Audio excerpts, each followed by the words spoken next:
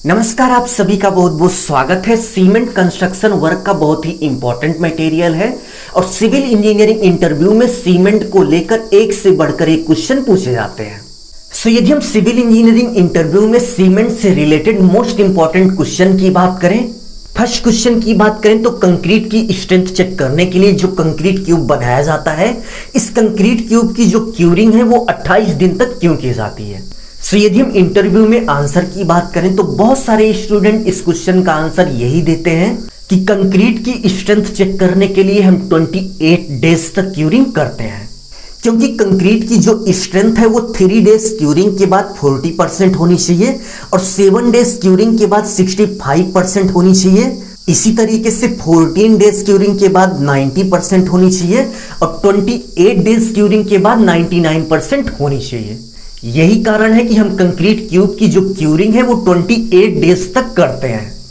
यदि हम इस आंसर की बात करें तो हम 100% नहीं कह सकते कि यह आंसर गलत है, बट यह आंसर पूरी तरह से 100% सत्य भी नहीं है।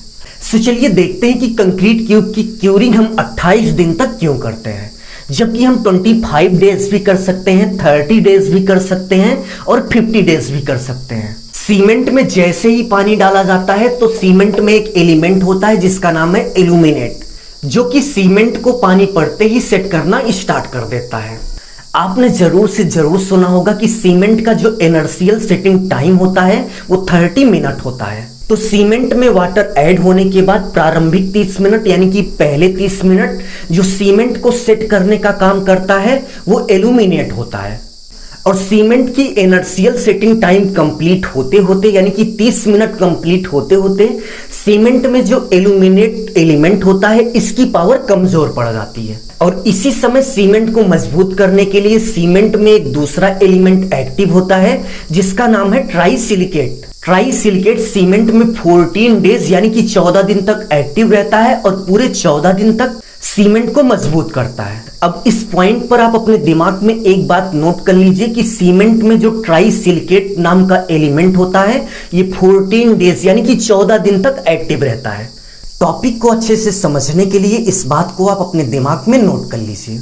और इस चार्ट को आपने जरूर से जरूर देखा होगा कि 3 डेज क्यूरिंग के बाद कंक्रीट 40% मजबूत होनी चाहिए और 7 डेज क्यूरिंग के बाद 65% मजबूत होनी चाहिए, 14 डेज क्यूरिंग के बाद 90% मजबूत होनी चाहिए। तो यहाँ पर आप ध्यान दीजिएगा कि 14 डेज की क्यूरिंग के बाद कंक्रीट क्यूब 90% मजबूत हो जाना चाहिए। यहाँ पर क्वेश्चन उठता है कि सीमेंट को 90% मजबूत करने का काम कौन सा एलिमेंट करता है। तो इसका आंसर है कि सीमेंट को 90% मजबूत करने का जो काम है वो ट्राइसिलिकेट करता है। हमने आपको अभी थोड़ी देर पहले बताया था कि आप इस बात को याद रखिएगा कि ट्राइसिलिकेट सीमेंट के अंदर 14 डेज यानी कि 14 दिन तक एक्टिव रहता है और 14 दिन तक सीमेंट को मजबूत करता है। और इस चार्ट में आप देख लीजिए कि 14 डेज तक कंक्रीट क्यूब टेस्ट होने के बाद लगभग 90% मजबूत होना चाहिए। तो जाहिर सी बात है जो सीमेंट में ट्राइसिलिकेट एलिमेंट होता है यही एलिमेंट सीमेंट को 14 दिन में 90% तक मजबूत कर देता है।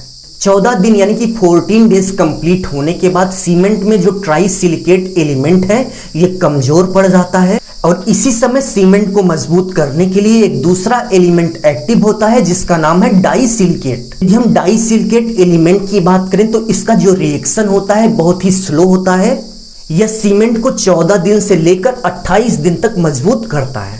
आपको समझ में आ गया होगा कि सीमेंट की जो क्यूरिंग है वो 28 दिन तक क्यों की जाती है, क्योंकि सीमेंट को मजबूत करने वाला जो आखिरी एलिमेंट होता है जिसका नाम है डाइसिलिकेट यह 14 दिन से लेकर 28 दिन तक एक्टिव रहता है और इस दौरान सीमेंट 99% मजबूत हो जाता है।